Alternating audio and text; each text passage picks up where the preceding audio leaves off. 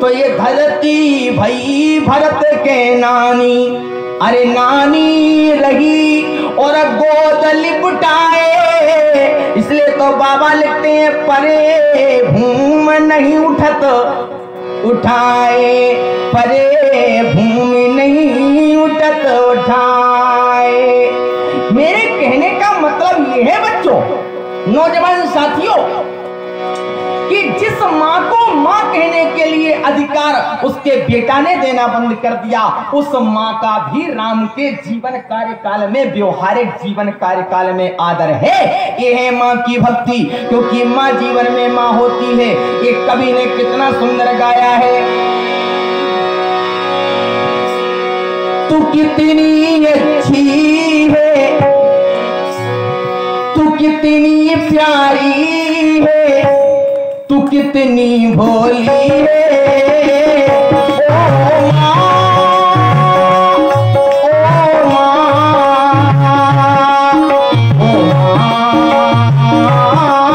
ओ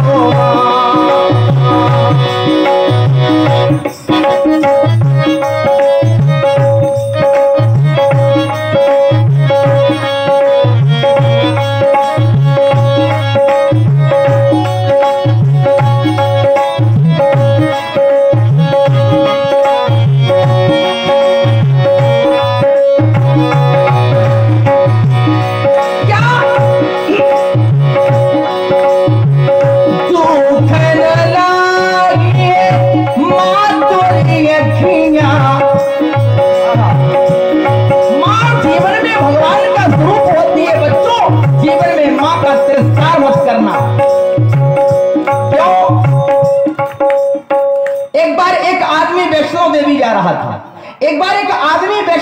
जा रहा था। मुझे ट्रेन में मिला, मैंने कहा कहाँ जा रहे हो?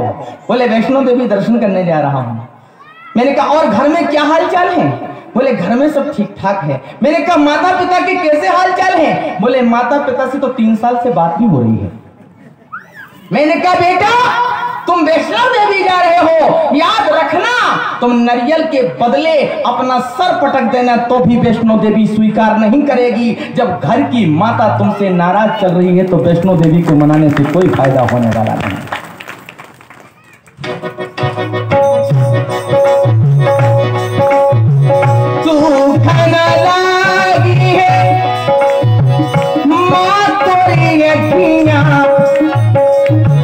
मेरे लिए जागी है तू सारी सारी,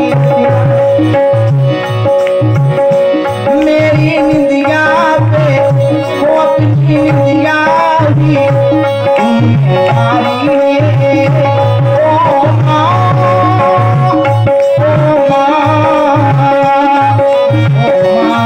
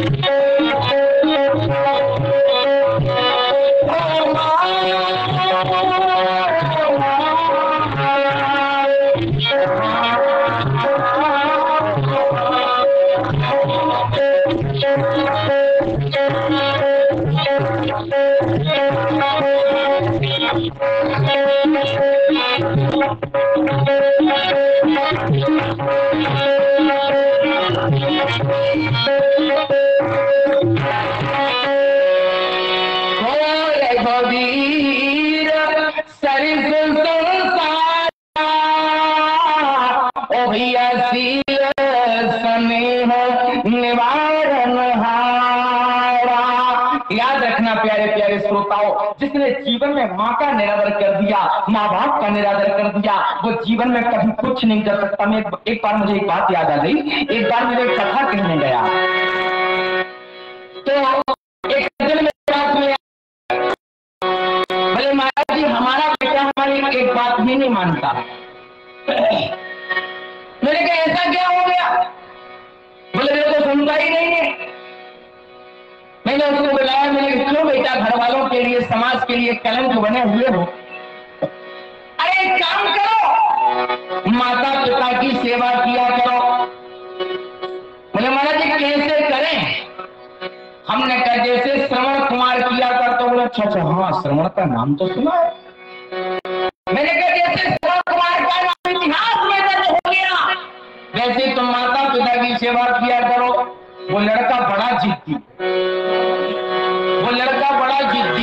पता क्या बोला? महाराज हम श्रवण कुमार बनेंगे तब।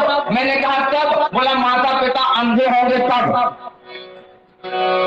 अरे मैंने कहा हो गया काम।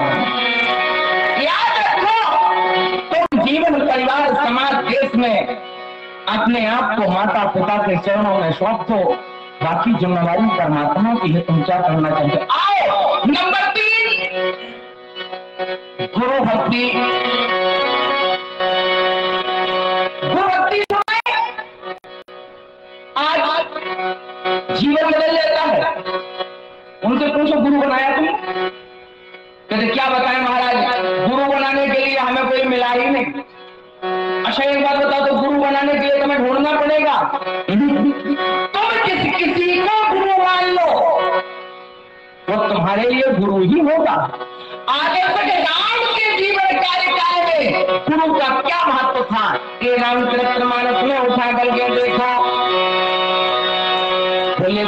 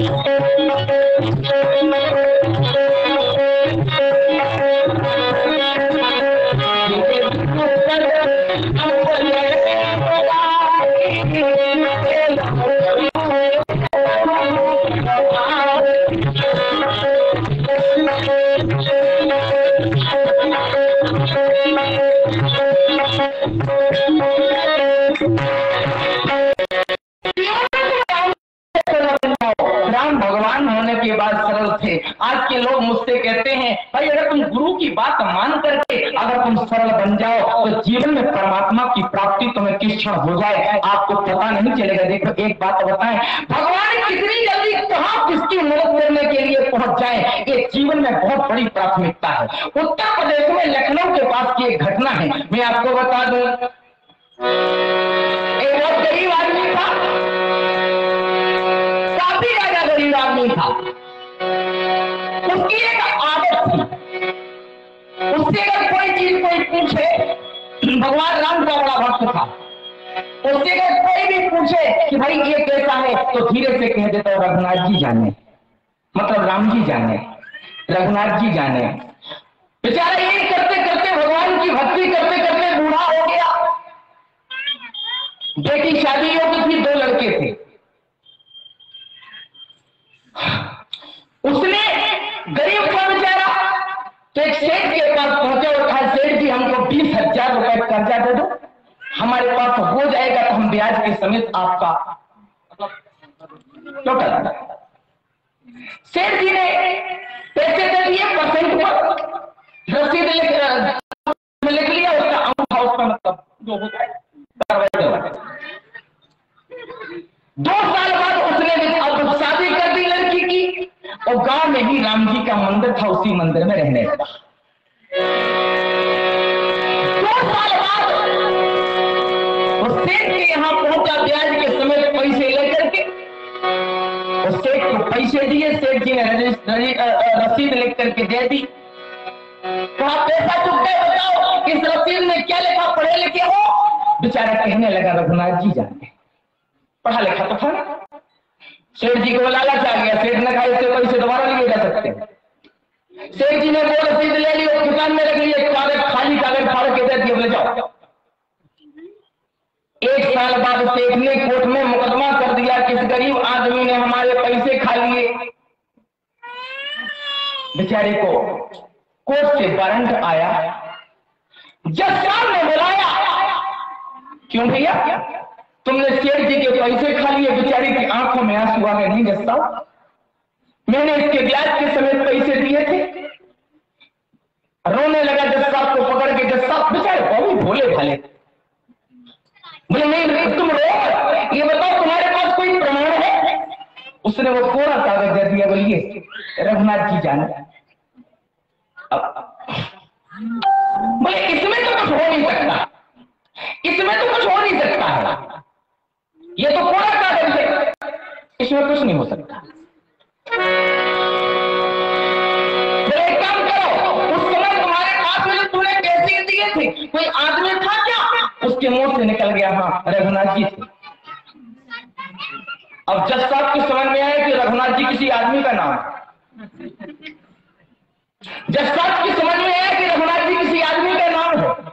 जज साहब ने कहा जाओ अगले महीने की 19 तारीख को आना। और जज साहब ने क्या किया कि रघुनाथ जी के नाम पे एक नोटिस काट दिया। अब जज साहब का कोर्ट का मुंशी पूरे गांव में घूमे, रघुनाथ जी का घर कहां है? अब रघुनाथ जी वहां किसी का नाम हो तो मिले, रघुनाथ जी कोई थे ही नहीं। बेचारा भूला भटका हुआ फिर दिन भर। लोगों ने कहा भैया रघुनाथ जी तो नहीं है, रघुनाथ जी का मंदिर है। उसने कहा भैया मंदिर ही बता दो। उसने आवाज लगाई रघुनाथ जी है, तो पुजारी जी निकल के आ गए। पुजारी जी ने कहा क्या हुआ? बोले उनके नाम का ये सम्मन आया है, 19 तारीख की उनकी गवाह है। पुजारी जी की आंखों में आंसू आ गए। बोले पुजारी जी आज तक प्रभु आपके लिए कपड़े आते रहे, मिठाई आती रही, प्रसाद आता रहा, नोटिस पहली बार आया है, नोटिस पहली बार आया है। पुजारी जी ने कहा जो आ ही गया है तो रखी। पुजारी जी ने दस्तखत कर दिए और नोटिस ले जाके उनके चरणों में चढ़ा दिया। किसके चरणों में? राम रघुनाथ जी।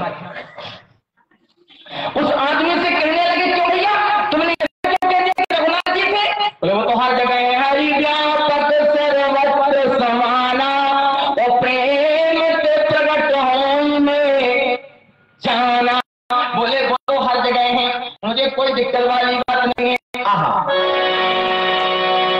वो तो हर जगह है। धीरे धीरे तारीख आ गई। पुजारी जी ने कहा जाओ अपनी केसी पर। वो बेचारा पैदल चल दिया, 5 साल पुरानी बात है। अब इधर पुजारी जी ने भगवान को अच्छे कपड़े पहनाए। बोले जाओ, अगर तुमने उसके मुख से निकलवा दिया है तो जाओ, गवाह देने तो जाना पड़ेगा। वो आदमी पहुंचा। जज साहब ने कहा क्यों? तो केवट था जाति का। बोले क्यों केवट? तुम्हारे गवाह श्री रघुनाथ जी कहाँ है? बेचारा कहने लगा बुलाइए, वो तो हर जगह होते हैं, वो तो हर जगह होते हैं। जैसे रघुनाथ जी रघुनाथ जी रघुनाथ जी 3 बार कोर्ट में पुकार हुई तो एक बूढ़ा व्यक्ति 80-90 साल का जनेऊ पहने, डंडा हाथ में, मूर्ति मंदिर में बैठी है। जैसे मूर्ति को सुना तो केवट के जन ने चरण पकड़ लिए। जैसे चरण पकड़ करके और सब आज रोने लगे, कहने लगे सुर नारद सारद शेष महेश मुनि जन ज्ञान में लाते रहे। ओ सोई रघुनाथ जी अदालत मेरी केवट की गवाह में आते रहे। तो लोगों ने कहा रो क्यों रहे हो? बोले दिक्कत केवल एक बात की थी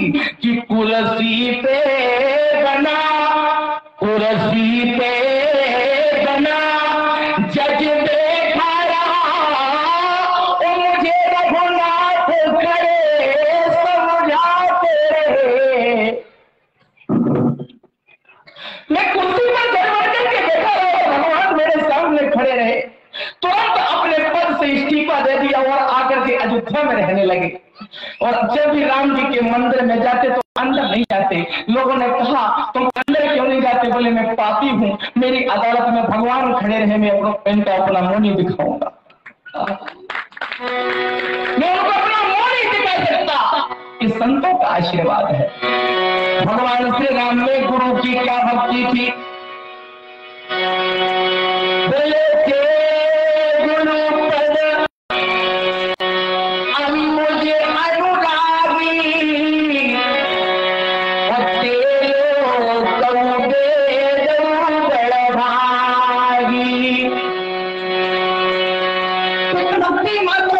भक्ति आई क्या बंधु स्नेह। थोड़ा जल पिलवाना, थोड़ा मशीन गर्म होती है। प्यारे प्यारे श्रोताओं, नंबर 4 बंधु स्नेह। आज हम घर में 4 भाई हैं, चारों के कमरे अलग अलग नहीं है, चारों के दिमाग भी अलग अलग रहते हैं। बोलो राम जी के यहां भी तो 3 भाई और है ना, भरत लक्ष्मण शत्रुघ्न।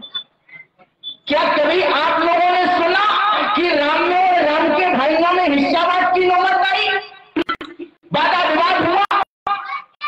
नहीं। क्यों नहीं हुआ?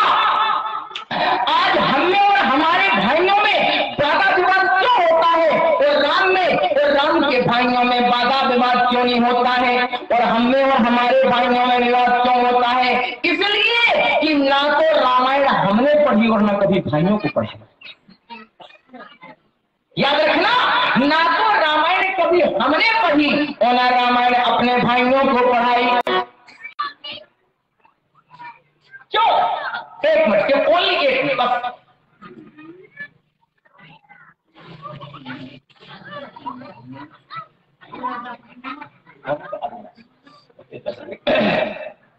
ना तो रामायण हमने पढ़ी और ना हमने भाइयों को पढ़ाई। ध्यान देना,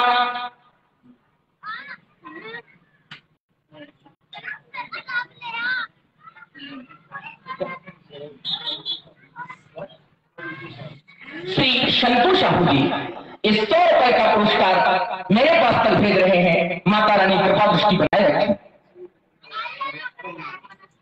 श्री नरोत्तम निर्मलकर जी 101 रुपए की सम्मानित राशि मेरे पास भेज रहे हैं। बहुत बहुत धन्यवाद।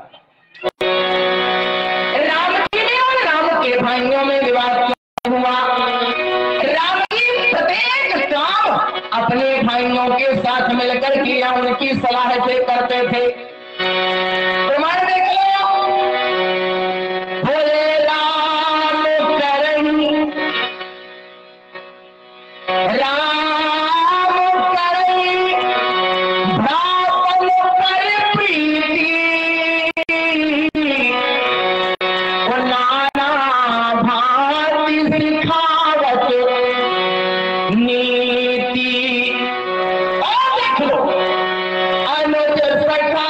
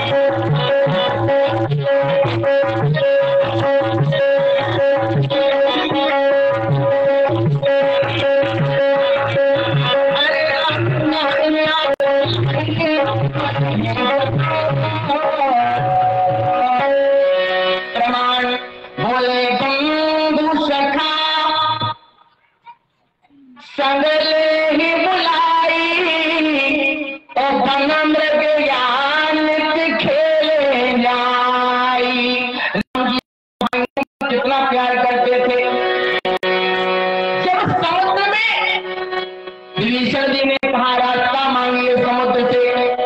लक्ष्मण ने कहा देखना उठना नहीं, मान चलाओ। अगर हम आप होते तो कहते हटो, तुमसे क्या मतलब।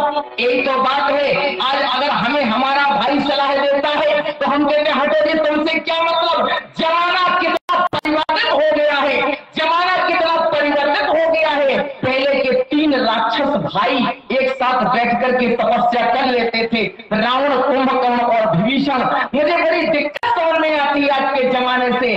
पहले के 3 राक्षस भाई एक साथ बैठ करके भजन कर लेते थे, और आज के 3 भाई बैठ करके आपस में भोजन नहीं कर पाते। पहले के 3 राक्षस भाई एक साथ बैठ करके भजन कर लेते थे, वो आज के 3 भाई एक साथ बैठ करके भोजन नहीं कर पाते। क्या प्रेम करते थे राम जी अपने भाइयों को, इसलिए हम उन्हें राम कहते हैं। रामम द्विना विभाषते। राम जी ने समुद्र किनारे बैठ गए थे। लक्ष्मण ने कहा बैठना उठना नहीं, मान जाओ। लक्ष्मण ने सोचिए सिंधु करिए कसरोसा, सोचिए सिंधु करिए कसरोसा, और नाथ दैव कर कौन भरोसा। तो राम जी क्या बोले, हटो जी, तुमसे क्या मतलब। ना ना, राम जी बोले सोना के हंसो और बोले रघुबीरा, लेकिन भैया ऐसा ही करो, लेकिन पहले करो मन धीरा। ये राम जी का स्वभाव है। क्या है राम जी का स्वभाव है। लक्ष्मण जी बोले बैठना उठना, सोचिए सिंधु करिए कसरोसा, और नाथ दैव कर कौन भरोसा। तो राम जी बोले सुनत जहां से बोले रघुबीरा, और ऐसे ही करो करो मन धीरा। अरे एक बात मुझे याद आ गई, राम जी भाइयों को कितना मानते थे। बालकांड में चौपाई होती है, बोले समय ज्ञान गुरु आए तो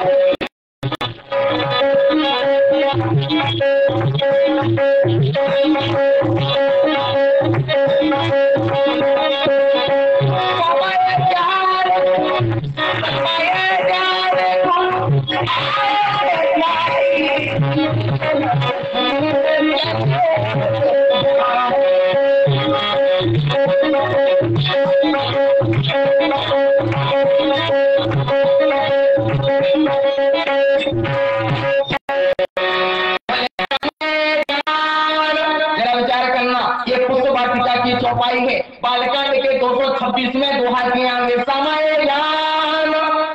दोनों भाई फूल लेने के लिए गए, राम और लक्ष्मण। अपने यहाँ नौजवान बैठे, क्या पूजा में 150 फूल लगते, राम जी अकेले न ले आते भाई।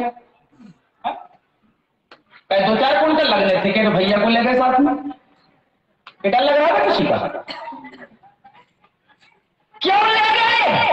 ये बातें सुनिए, क्योंकि आजकल भाइयों भाइयों का प्रेम इतना बिगड़ गया है कि 1 एकड़ जमीन के पैसे पीछे मामला सुप्रीम कोर्ट और हाई कोर्ट तक पहुंच जाता है। मैं गलत कह रहा हूं क्या?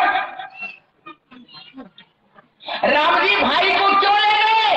राम जी जानते हैं कि एक बात है, राम जी क्यों ले गए? राम जी इसलिए ले गए जब फूल तोड़ने के लिए जाने लगे, राम जी के हृदय में बंदूक भावना उठी। राम जी विचार करने लगे, हम संग संग हरि रानी खाए, और संग संग सब जल भैयाए। क्या मतलब? बोले जन में एक संग सब भाई, भोजन सेन के लड़काई। राम जी विचार करने लगे, हमारी तीनों माताओं ने एक साथ खीर दिखाई, हम चारों भाइयों का एक साथ क्यों? राम जी जानते हैं ये जनकपुर है, यहाँ हमारा विवाह होना है, तभी वो लक्ष्मण को ले गए। क्यों? राम जी विचार कर रहे हैं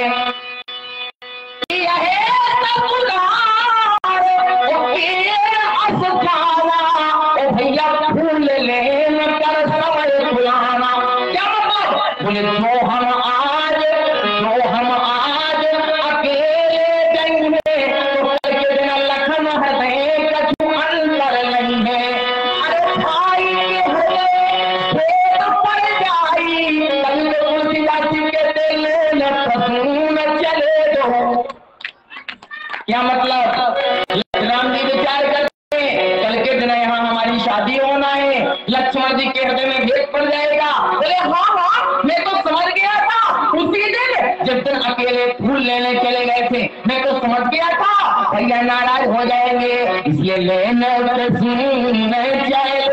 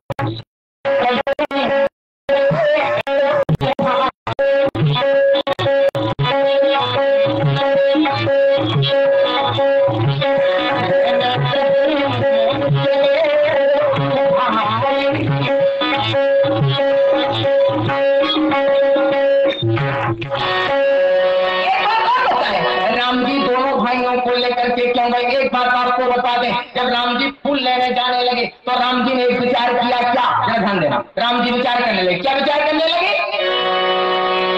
कि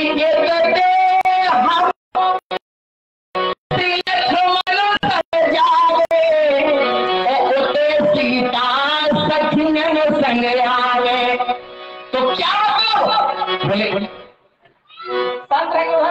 बोले आई है साथ मिला सोरी, क्योंकि दोनों कहाँ लख लेंगे दोरी। श्री राम जी विचार कर रहे हैं यहाँ से हम दोनों भाई जाएंगे, वहां से सीता भी जरूर आएंगी, सीता की सखियां आएंगी, तो घर की बेटी उर्मिला तो जरूर आएगी। क्या मतलब? श्री राम जी विचार करते हैं कि हमारा और सीता का तो जन्म जन्मांतर का संबंध है, क्यों ना मैं लक्ष्मण और उर्मिला को एक साथ मिला दूं। अच्छी बात है, दोनों एक दूसरे को देख लेंगे। आप लोग कहेंगे रामायणी जी कथा भांग करके भांग खा के कर रहे हो क्या? उस वाटिका में उर्मिला कहाँ आई है? सज्जनों, मीनापुर के श्रोताओं, उर्मिला आई है तो सीता से पहले राम जी ने उर्मिला को लक्ष्मण का परिचय दिया और लक्ष्मण को उर्मिला का परिचय भी दिया है। ये बात मैं आपको बताऊंगा, लेकिन पहले आप मेरी एक बात सुन लीजिए। राम जी लक्ष्मण को हर वस्तु दिखाते थे, राम जी लक्ष्मण को हर वस्तु दिखाते थे, दिखाने वाली दिखाते थे वरना दिखाने वाली दिखाते थे, हर वस्तु दिखाते थे। क्यों? इनका नाम था लखन। लखन जानते हो? जो लखने में बड़ा कुशल हो, देखने में बड़ा कुशल हो। पहले के नाम बड़े अनुकूल होते थे, आज के नाम तो भगवान ही जाने। हमारे मध्य प्रदेश में एक शहर है दतिया। दतिया जानते हैं क्या आप?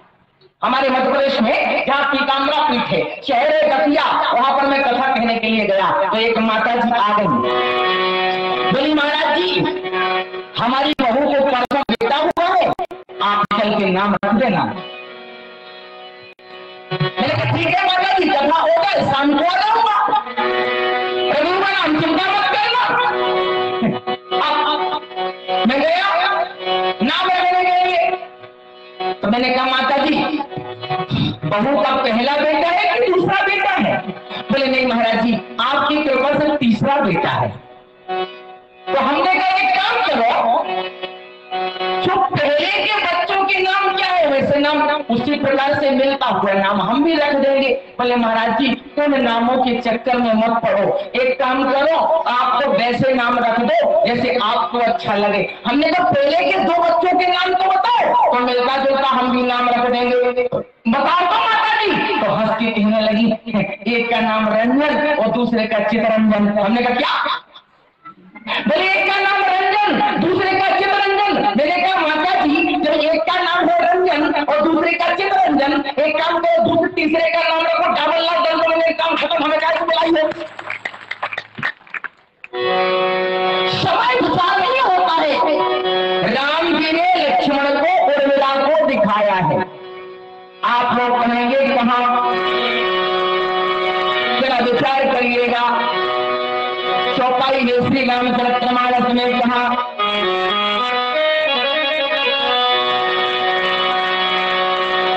बोले जनक तन आए।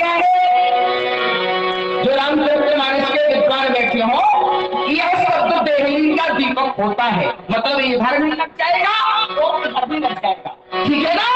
तो सीता देखे राम जी ने उर्मिला को दिखाया, कहा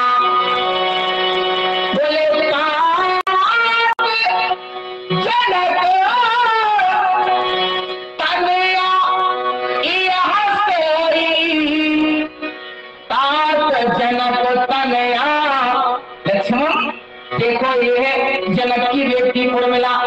तो लक्ष्मण ने देखा तो सीता को देखा, बोले भैया ये कौन है? बोले यहाँ सोई। बोले धनुष जग यही कारण सोई। जब बाद में सोई जैसे लोग अपनी पत्नी का परिचय संकोच में देते हैं, यहाँ सोई। बोले कौन? बोले इसलिए सीता जी के लिए अलग से चौपाई गाई। क्या बोले?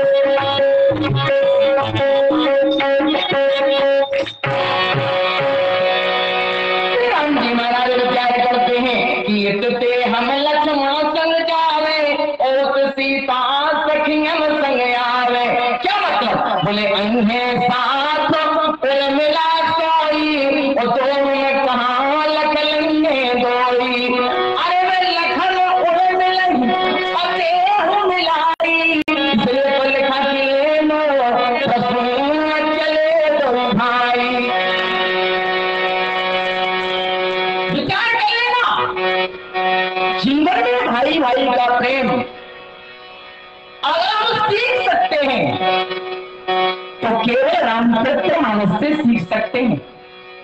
और बच्चों ये बातें मैं इसलिए कह रहा हूं कि पता नहीं मैं 1 साल बाद आ भी पाता हूं कि नहीं आ पाता हूं। इनके बुलाने से इनके बुलाने पर मुझे कोई संदेह नहीं है। हो सकता हम ही न रहे तो आएंगे कहां से?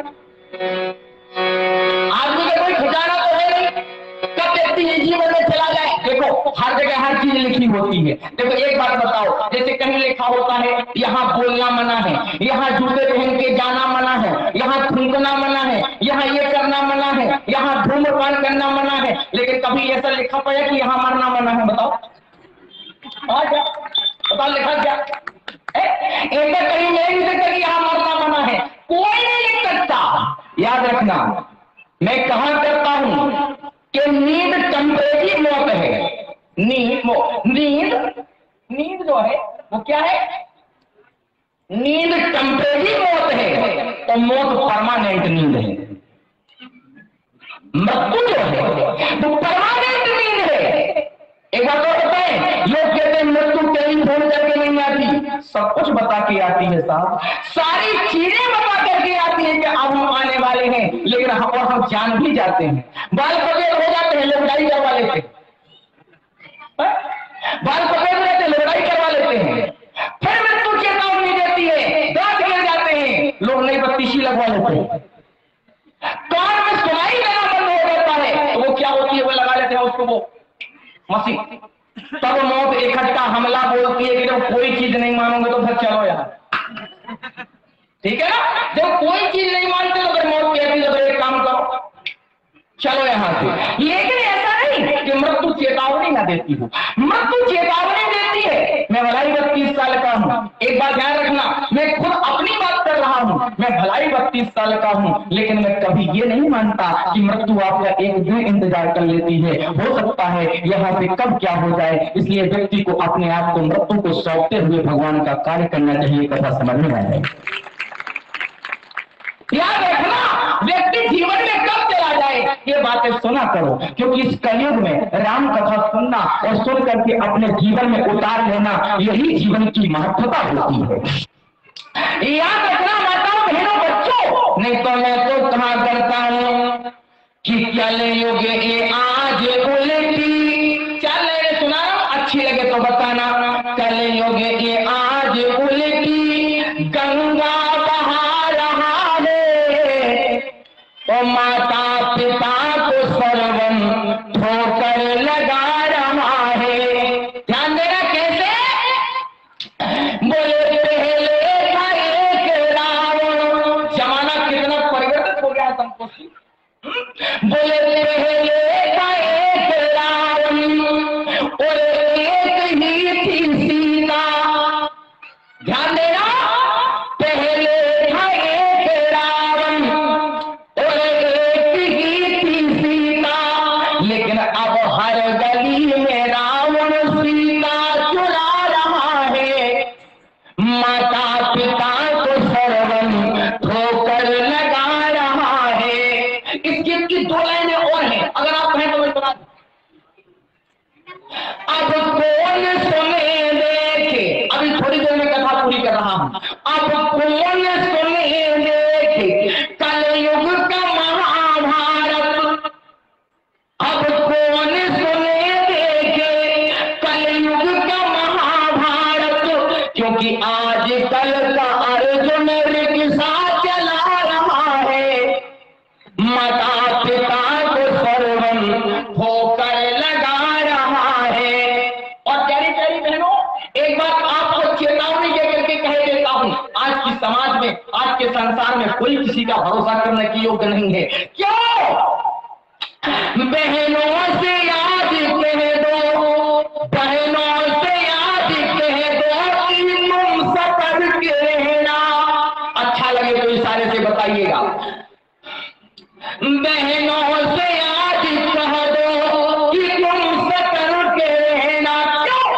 पापी भी अपने हाथ में राखी बंधा रहा है, माता पिता को सर्वम ठोकर लगा रहा है, कलयुग की आज उल्टी गंगा बहा रहा है, माता पिता को सर्वम ठोकर लगा रहा है।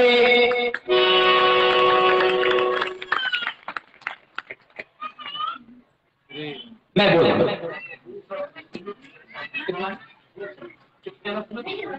श्री सुमित रोशन जी एक 200 रुपए का पुरस्कार, श्री शिव कुमार वैष्णव जी 151 रुपए, श्री पुरुषोत्तम चंद्रवंशी जी 101 रुपए,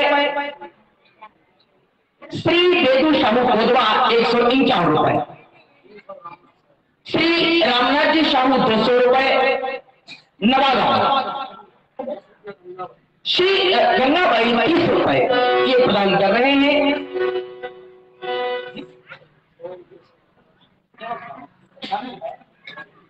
श्यामा कोला से जो 100 रुपए का पुरस्कार मेरे तक आ रहा है, 100 रुपया श्री शुभवर साहू जी मेरे पास तक भेज रहे हैं। हो गया। इन सब लोगों के लिए माता रानी भगवान इनकी भद्रता बनाए रखे और इन सब लोगों का भगवान राम राजा सरकार के श्री चरणों में प्रेम बना रहे, ऐसी प्रभु से प्रार्थना है।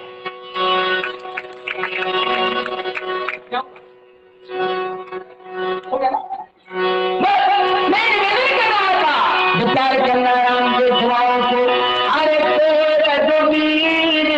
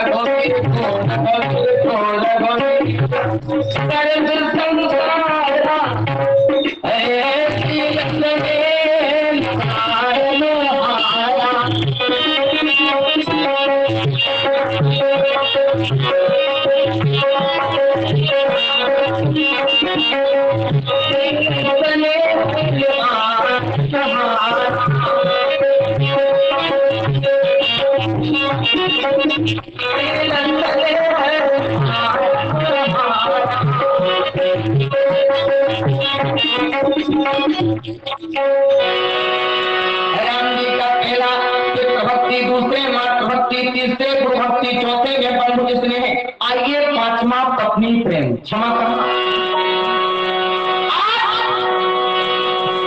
राम के जीवन में अपनी धर्मपत्नी सीता का क्या महत्वता थी, जरा ध्यान देना। आज समाज में बेटे और बहू की या जीवन में बन नहीं पाती, क्या कारण है? कारण यह है कि एक दूसरे के प्रति समर्पण नहीं है। या बच्चा जिस दिन एक दूसरे के प्रति पति पत्नी के प्रति आदमी का समर्पण हो जाएगा, उसी दिन जीवन में बनने लगेगी। बहुत सी बहनों कहती है महाराज जी सीता के लिए राम जी कितना प्रेम करते थे, हमारे लोग स्नेह नहीं करता। मैंने कहा कैसी बात कर रही हो, जिस दिन तुम पूरी पूरी सीता बन जाओगे उस दिन हजारों राम तुम्हें स्नेह करने लगेंगे। कैसी बात करते? लेकिन पूरी सीता बन कहां पाती साहब? राम जी का स्नेह का देखो, सीता जी का हो गया, राम जी रो रहे खान श्याम की सीता। तो क्या सीता जी राम के विवाह में कैसे रो रही है? हा जग एक, यहाँ भी हा शब्द लगा है और वहां भी हा शब्द लगा है। राम जी सीता के लिए रो रहे हैं, हा गुण खान और श्याम की सीता और शील व्रत में मोहिता, जग एक। विचार करना, राम के और जीवन के, राम के और सीता के पति धर्म में किसी मर्द की ताकत नहीं है कि कोई घटना निकाल सके। आज मैंने इनका कोई व्यक्तिगत पसंद भी नहीं लिया है। राम जी रो रहे हैं, क्षमा करना, राम जी रो रहे हैं, हाथ होना था। दूसरी चौपाई देखिए सुंदरकांड में राम जी संदेशा दे रहे हैं, सत्य प्रेम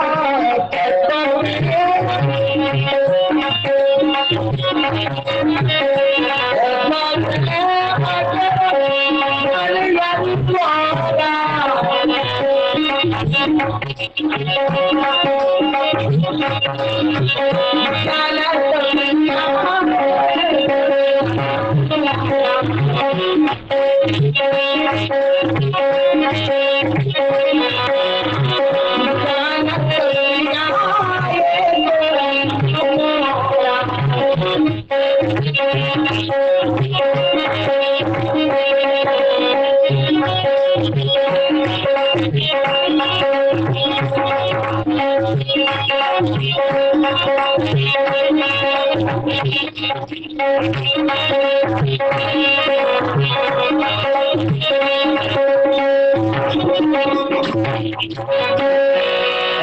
रो रहे हाथ खान, बेचारा पति रो रहा है। इधर आज की बातें ना पूछो, आज का तो जमाना ही बदल गया, आज का तो जमाना ही बदल गया। एक जगह मैं निमंत्रण पर गया, 3 कमरे थे। आजकल पति पत्नी का स्नेह देखना, आजकल का स्नेह देखना। और हमारे गांव में तो श्रद्धा आज भी है, लेकिन शहरों की श्रद्धाएं इतनी खतरनाक तरीके से बदली हैं। एक जगह मैं निमंत्रण गया, यहाँ की बात नहीं है, दूसरे जगह की बात है। यहाँ तो बहुत अच्छे लोग हैं, यहाँ की बात नहीं है, लेकिन वहां का नाम भी नहीं बताऊंगा, बदनामी हो जाएगी फालतू की, ठीक है ना।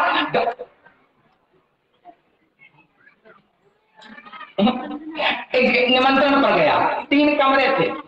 बीच के कमरे में मैं तखत पर बैठा हुआ था, अंदर के कमरे में बहन जी भोजन बना रही थी। अंदर के कमरे में बहन जी भोजन बना रही थी और बाहर के कमरे में बाबूजी जूते में पॉलिश कर रहे थे, ठीक है। इसलिए देखना, आप लोगों को लगेगा कि वास्तव में जीवन बड़ा विचित्र हो गया।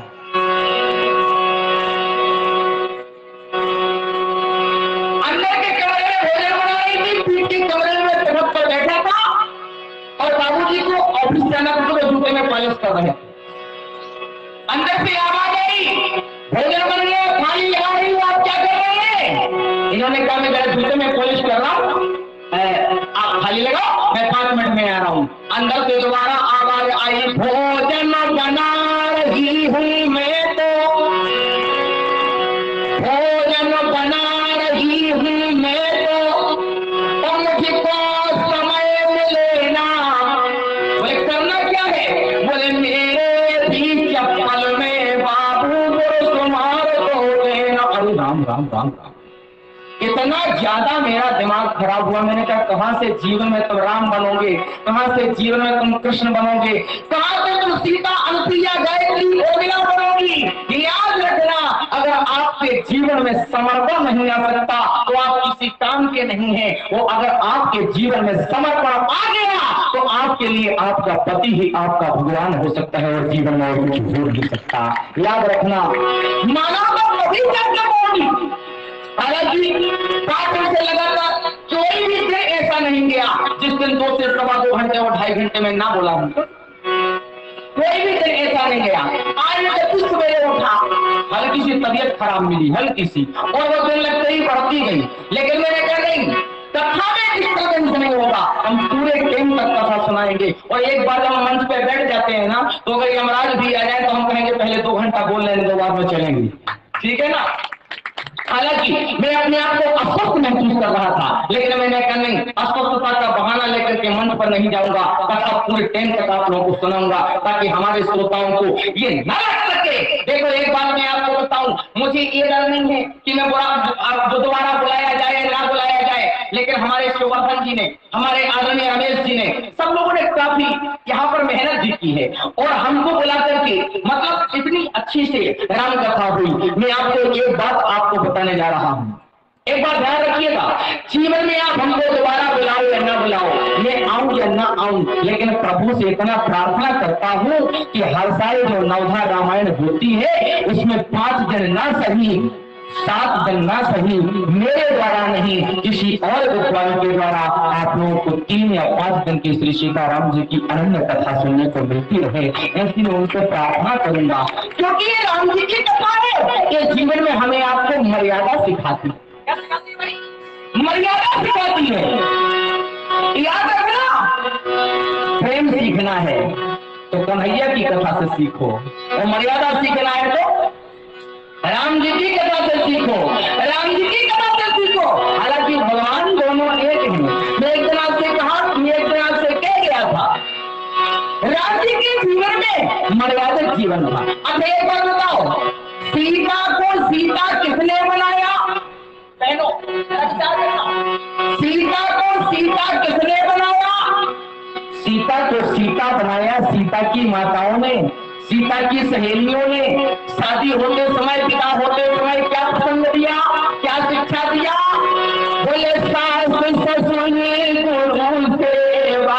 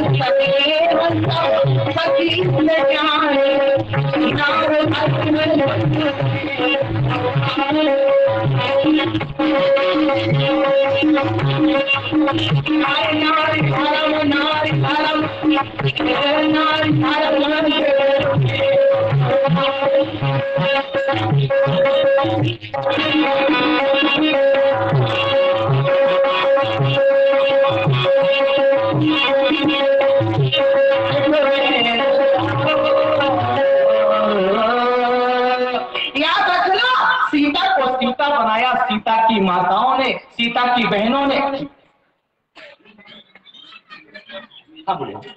हाँ, श्री भोलाराम जी चंद्रवंशी सरपंच साहब 501 रुपए, और ये श्री भरत चंद्रवंशी जी 100 रुपए, श्री दीपचंद्र नेमरकर जी 100 रुपए, श्री शिव कुमार चंद्रवंशी जी पंचायत सचिव ये 251 रुपए, श्री हनुमंतलाल जी महाराज पुजारी जी हैं 101 रुपए की राशि यहां तक भेजे हुए हैं। श्री रामाधार नेमरकर जी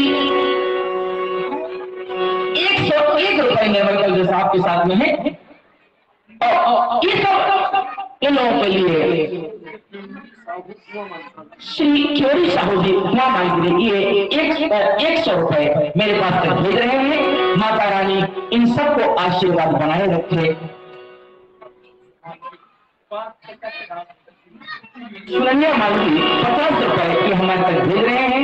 माता रानी करे इन सबके जीवन में ज्ञान का प्रकाश रहे और भगवान रामराजा सरकार के जीव स्नेह में कमी न आए और रामराजा सरकार के ऊपर स्नेह बनाए रखें। सीता को सीता बनाया सीता की सहेलियों ने, तो क्या के बनने के बाद में कोई कमी रखी? क्या कभी धर्म सीता जी ने अपना कोई तमाशा बता रखा? नहीं, सोने की लंका भी बनाओ, कन्हा सवार चमका रहो के रहे मास दिवस, मास दिवस महो कहा न माना, उत्सव में मारव सारो पाना। क्या सीता डर गई? क्या सीता डर गई? या सोने की लंका के लालच में आ गई?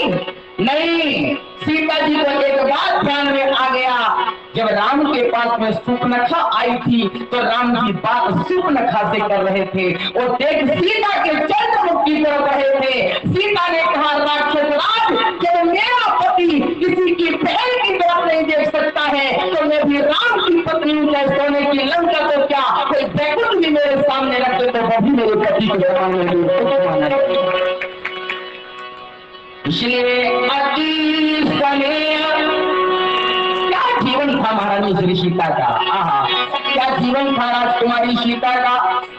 इसलिए सीता का नाम हम आदर से लेते हैं। इसलिए सास ससुर तो जीवन में श्री सीता जी बड़ी प्रिय थी। याद रखना, आपकी माताओं बहनों को जितना प्यार अपनी बेटी से है बहू से नहीं है। एक बात बताओ, बहुत सी माताएं बहनें कहती हैं महाराज हमको सीता जैसी बहू नहीं मिलती। अरे जब तुम कौशल्या जैसी सास बन जाओगी तो सीता जैसी बहू अपने आप मिल जाएगी।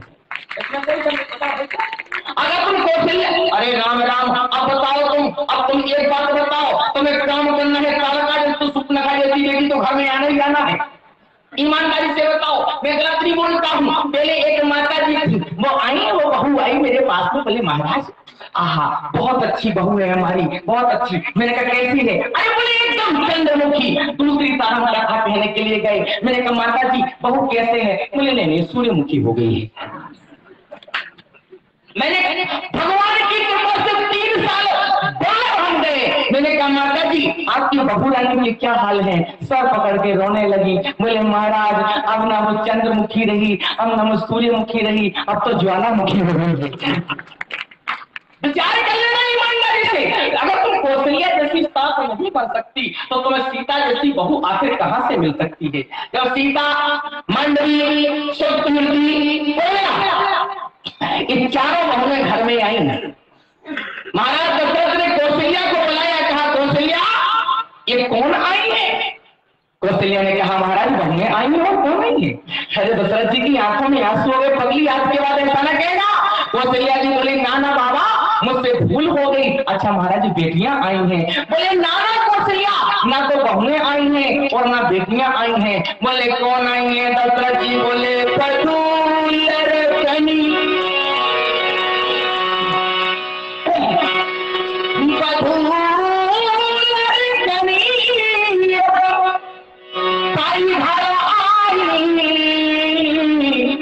और कौशल्या इनको राखहु नयनी पुतरी कीनाए।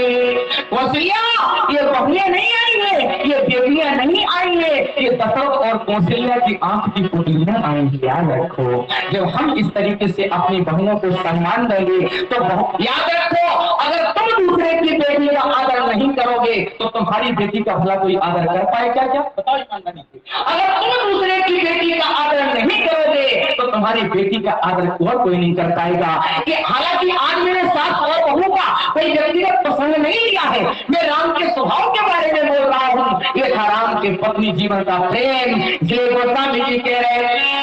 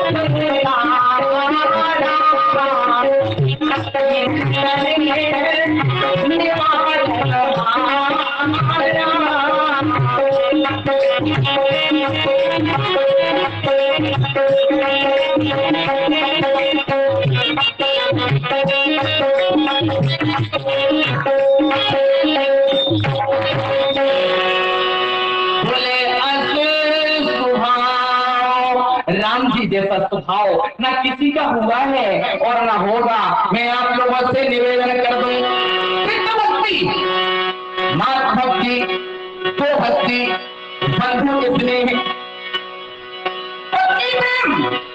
आइए जरा देखें राम के जीवन में प्रजा से क्या प्रेम था, क्योंकि वही राजा जीवन में सत्य हो सकता है जिसके जीवन में प्रजा का प्रेम अधिक हो। हमारे सरपंच साहब जो कि गांव की प्रजा को देख रहे हैं, आदरणीय चंद्रवंशी जी, ध्यान से सुनेंगे। वही राजा जीवन में सक्सेसफुल हो सकता है जिसके जीवन में प्रजा से प्रेम हो। अगर प्रजा से प्रेम है तो सक्सेसफुल हो जाओगे, और अगर कुर्सी से प्रेम है तो 5 ही वर्ष तक रहता। राम जी के जीवन में राम की प्रजा से क्या प्रेम था? श्री राम ने लक्ष्मण जी से कहा लक्ष्मण जाओ स्वराज, जाओ स्वराज, प्रजा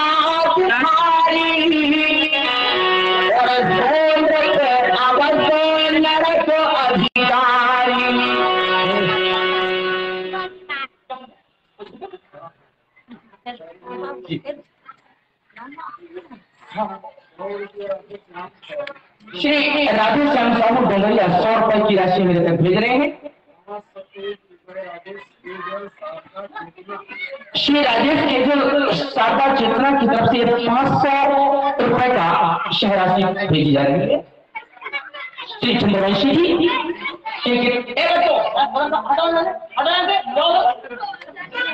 जाओ।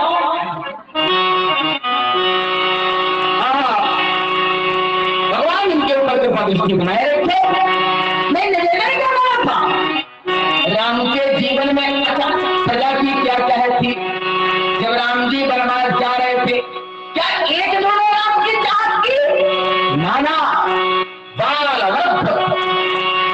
कृपा सिंधु बहुविधि समझावे, और फिर प्रेम बसुनि फिर आवे, और कहीं सा प्रेम मृत बचन सुहाए, और बहुविधि राम लोग समझाए।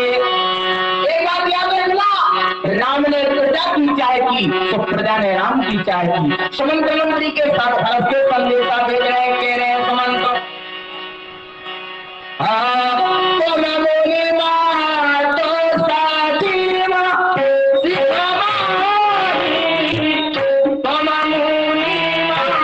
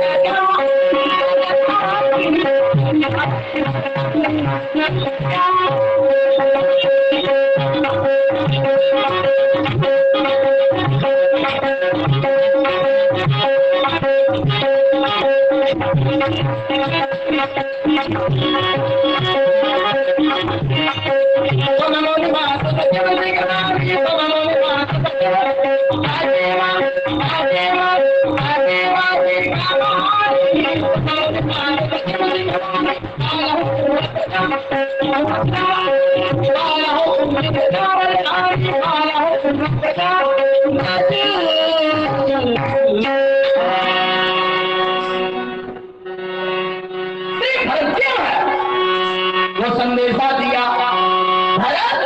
इतना याद रखना। बोले भारत के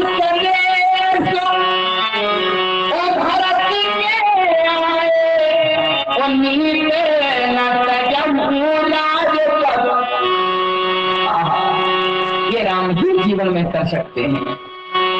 आइए जरा देश प्रेम देखा जाए। आज हमारे शहरों को देखिए, शहरों की जगह किसी में गांव पर भी आदर्श चलने लगे हैं। आज ज्यादा नहीं, हम हाई सेकेंडरी पास हो जाए, हाई सेकेंडरी पास हो जाए, फिर हमारी बातें सुनो, 12वीं पास हो जाए, कहते महाराज जी भारत में कुछ नहीं है, अमेरिका में ये चलता है, विदेश में वो चलता है। अरे तुम कैसे कह सकते हो बच्चों कि भारत में कुछ नहीं है? आप जाओ बीच अमेरिका में खड़े हो जाओ, कोई कहता है बोलो अमेरिका माता की जय, कोई कहता है बोलो पाकिस्तान माता की जय, कोई कहता है बोलो जापान माता की जय, लेकिन हम कहते हैं, विदेशी कहते हैं भारत माता की जय, सारा संसार बोलता है। और मैं तो कभी कभी कहा करता हूं कि देश की रागिनी बंधन से कम नहीं होती, वो देश की भक्ति भी नंदन से कम नहीं होती। क्यों कि उठाकर चुटकी से माथे में तुम लगा लेना, क्योंकि देश की मिट्टी भी चंदन से कम नहीं होती। याद रखना ये भारत देश है। सोने की लंका से राम जी लौटे। आइए थोड़ी सी बात आपको सुनाएं। सोने की लंका से राम जी लौटे। सुग्रीव और विभीषण हवाई जहाज में साथ में आ रहे हैं। हवाई जहाज में साथ में आ रहे हैं। राम जी हवाई जहाज में पत्रकार वार्ता कर रहे हैं तो तारीफ काय की कर रहे हैं हिंदुस्तान की। क्या कह रहे हैं? सोनो कपीस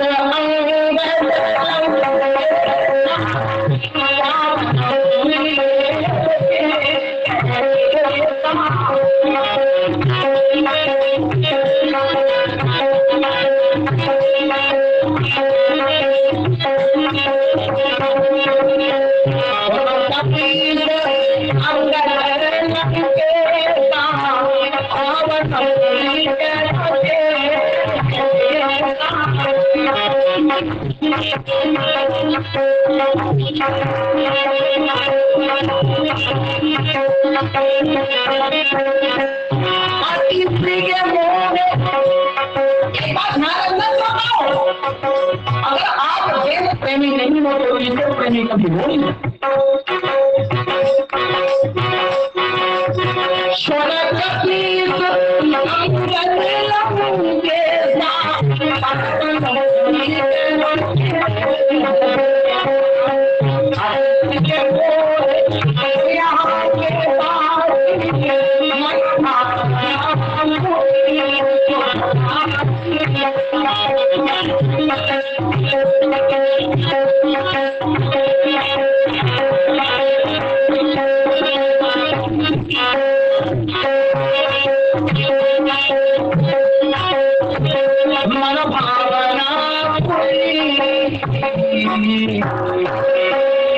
अगर हम देश प्रेमी नहीं हो सकते,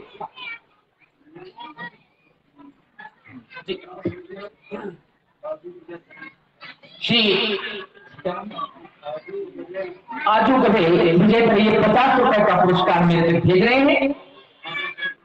श्री राजेंद्र चंद्रवंशी जी 100 रुपए का पुरस्कार मेरे तक भेज रहे हैं। सचना हम कैसे मान गए कि देश हमारा गड़बड़ है? ये वो देश है। अगर वो देश के प्रति श्रद्धा रखें, राम ने अपने राष्ट्र की श्रद्धा कभी नहीं खोई। मैं आपके जीवन में कहा करता हूं ये वो देश है। हरा भरा वीरों से हरदम। आहा, इस देश में जीवन परिवार समाज देश में ये वो विशेषताएं हैं। आहा, हरा भरा वीरों से हरदम पर मेरा हिंदुस्तान रहा। वो जर्मन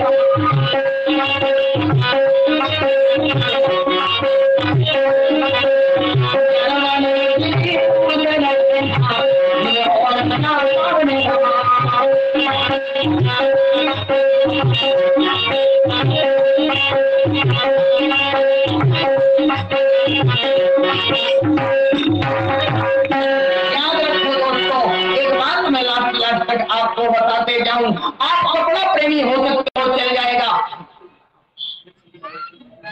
श्री बल्लू साहू जी 111 रुपए, श्री बुधारी बोलेगा 21 रुपए।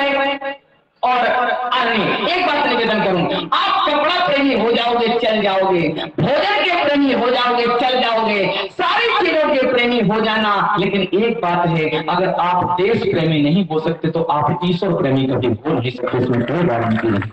हम आप देश में प्रेम बनाए। अब आओ जरा बातों का मिलान कर लें, और अब बातों का मिलान कर लें। सच में आप थोड़ा सा पता नहीं होता है, मुझे लग रहा है कि ऐसा है कि शायद तकलीफ शायद कुछ बढ़ेगी। भक्ति और मातृभक्ति अगर आ गई जीवन में, हमारा सबसे पहले प्यार होगा। आदरणीय सरपंच साहब ध्यान देना, पितृभक्ति मातृभक्ति अगर जीवन में आ गई, पहले नंबर गांव में हमारा आपका प्यार होगा। गुरु भक्ति ब्राह्मण भक्ति अगर मिल गई, मुफ्त में आपको आशीर्वाद मिल जाएगा। और देश प्रेमी और प्रजा प्रेमी अगर आप बन गए तो अच्छे से अच्छे पद पर आप सिलेक्ट कर दिए जाएंगे। और पत्नी प्रेमी और बंधु प्रेमी बन गए तो आपके घर में कभी कलह नहीं होगा और कभी क्लेश नहीं हो सकता है। ये आठों बातें अगर हमने आपने जीवन में बना ली, हम राम बने या ना बने, लक्ष्मण बने या ना बने, सीता बने या ना बने, उर्मिला बने या ना बने, कौशल्या बने या ना बने, लेकिन अच्छी बेटियां, अच्छी बहुएं और अच्छे बेटे बन जाएंगे। जन जन में हमारा प्यार हो जाएगा, और जब जन जन में प्यार हो जाएगा, परमात्मा का आशीर्वाद मिल जाएगा। साल भरे में जो 14 साल से हम लगातार नवधा रामायण करवा रहे हैं, आप लोगों का नवधा रामायण करवाना और मेरा बुलाना, आप सब लोगों का कड़ी धूप में बैठना, मेरा बोलना और कथा का एक एक शब्द सार्थक हो जाएगा, इसमें कोई संदेह की बात नहीं है। बहुत अच्छा मुझे यहाँ पर लगा हमारे शोभन जी के सतत प्रयास, रमेश भैया के सतत प्रयास, इन्होंने डबल मेहनत की। बेचारों ने बुलाया का बुलाया और फ्री में तबला का तबला बजा दिया, इन्होंने की। इनके लिए बहुत सारा आशीर्वाद, हमारे दादा श्री शोभन जी के लिए बहुत ढेर सारा आशीर्वाद। आदरणीय सरपंच साहब, क्या जीवन है, जीवन में पारिवारिक मर्यादाएं कैसी होना चाहिए। आज मैं उनके घर में उन्हीं की घर की बेटी बहन, छोटी बहन सुषमा के हाथ से जब मैं भोजन कर रहा था, मुझे ऐसा नहीं लग रहा था कि मैं कहीं घर में हूँ, बाहर हूँ। मुझे ऐसा लग रहा था कि मैं अपने घर में बैठ करके, अपने ही किचन में बैठ करके भोजन कर रहा हूँ। बड़ा ही स्नेह है और सब कुछ प्राप्त मिला। मीडिया के लिए हमारा बहुत ढेर सारा आशीर्वाद, आदरणीय सरपंच साहब का बहुत सारा स्नेह मुझे प्राप्त हुआ। सभी श्रोता समाज के बीच में सच में पहुंच जाइए तो भाषा शैली की परिवर्तन श्रोताओं की समझ में आती है ना भाई, सारी चीजें होती हैं। लेकिन मुझे ऐसा नहीं लगा कि मैं कोई ऐसी जगह आ गया हूँ। वास्तव में मुझे निंजापुर में अपने घर का एहसास हुआ, आप लोगों का स्नेह मिला। अगर आप लोगों को ये लगे कि मैं आऊं, मैं आपको वचन देता हूं कि अगर आपकी घंटी भी मेरे टेलीफोन पर आ गई तो मेरे लिए श्री सीताराम जी साक्षी हैं, मैं आप लोगों के बीच में कथा करने के लिए आ जाऊंगा। और क्योंकि आज थोड़ा सा तबियत में अस्वस्थता है, इसलिए 2 बार हम भगवान का नाम लेंगे। वैसे मेरे ख्याल से अगर यूं कहा जाए तो कोई कमी नहीं है, चिंता न करिए, 5 मिनट कम 6 है। इसलिए आइए 2 बार भगवान का नाम, और इसके बाद आप लोगों से आज करेंगे। सबसे पहले चिंता करने की आवश्यकता नहीं है, ये हमारे और संचालक जी को बहुत बहुत बधाई।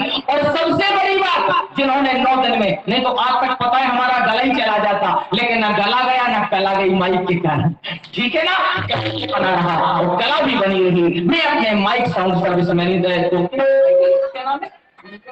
श्री दीपक चंद्रवंशी जी, आपके लिए बात कहूंगा, दीप जलते रहे, जगमगाते रहे, हम तुम्हें, तुम हमें याद आते रहे, जिंदगी में सदा ये दुआ है मेरी, आप फूलों की तरह मुस्कुराते रहे, फूलों की तरह मुस्कुराते रहे। जय सिया राम, जय सिया राम। जय सिया राम।